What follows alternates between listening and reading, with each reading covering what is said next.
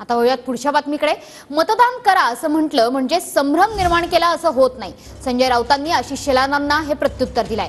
आशिष शेलारांनी राज्यघटना आणि निवडणुकीची आचारसंहिता वाचावी असं सुद्धा राऊतांनी म्हटलंय। तर संजय राऊत त्यांच्या बोलघेवडेपणामुळेच कधीतरी बळी ठरतील असा पलटवार आशिष शेलारांनी केलाय।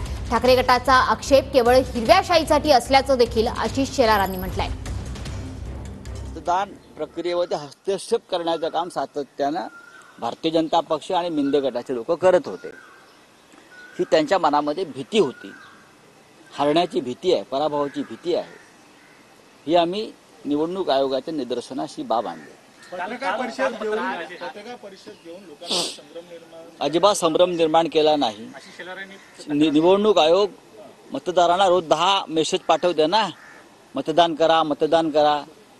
मग नेत्यांनी मतदारांना मतदान करा असं सांगणं हा संभ्रम निर्माण करण्याचा प्रयत्न असेल तर तुम्ही ज्यांचं नाव घेताय त्यांनी राज्यघटना, आचारसंहिता निवडणुकीची पुन्हा एकदा वाचली पाहिजे।